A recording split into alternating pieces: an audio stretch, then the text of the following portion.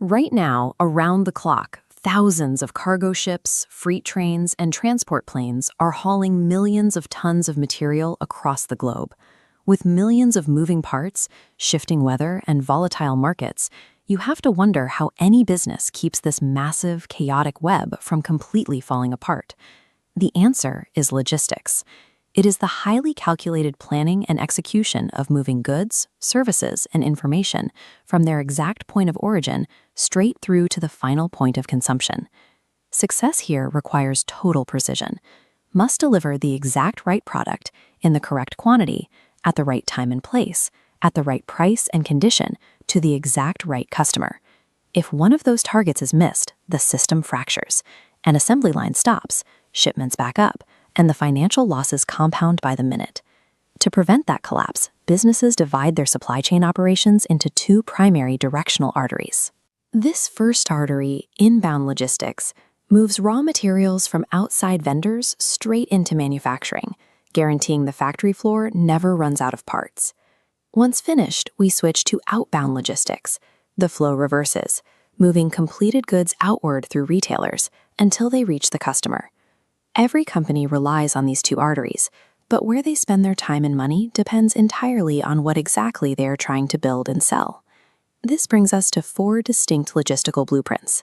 The first is the balance system, where a company exerts equal effort bringing raw materials in as they do pushing finished products out.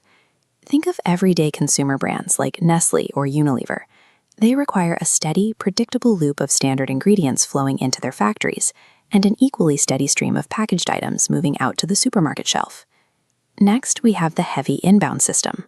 In this model, the hurdle lies in sourcing and gathering thousands of disparate components before a single item can be assembled. Take aircraft manufacturing. Sourcing millions of specialized parts from dozens of different countries to build these wings requires coordinating thousands of global suppliers.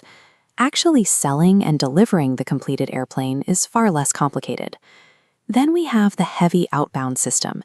Here, the manufacturing happens in one centralized location, but safely distributing the final product is the real challenge. You see this in chemical refineries. Creating the product is centralized, but packaging, storing, and transporting volatile materials requires specialized rail cars, massive infrastructure, and strict regulatory oversight. Finally, there is reverse logistics, a model dedicated entirely to managing the backward flow of materials away from the consumer. This system handles things like processing customer returns, managing environmental waste, or physically retrieving reusable industrial packaging, like these empty gas cylinders, back from the market. Applying the wrong blueprint to a product invites expensive inefficiencies. These systems function as specialized tools designed for specific industrial needs. So, what does a business actually gain when it perfectly executes its specific logistical blueprint? Internally, it drives down costs.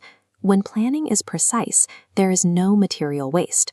Workers on the assembly line aren't left waiting for parts, and expensive machinery never sits idle. Externally, this reliability earns long-term market loyalty. Delivering high-quality goods exactly on time every single time secures the confidence of the customer base. It also creates operational resilience. A highly optimized chain allows a company to safely manage its physical waste and pivot quickly when unexpected disruptions hit the global market. The physical movement of cargo is driven by a central nervous system of corporate strategy. In the incredibly complex arena of global trade, companies that master their supply chains secure a massive competitive advantage, ensuring they become the true leaders of their industry.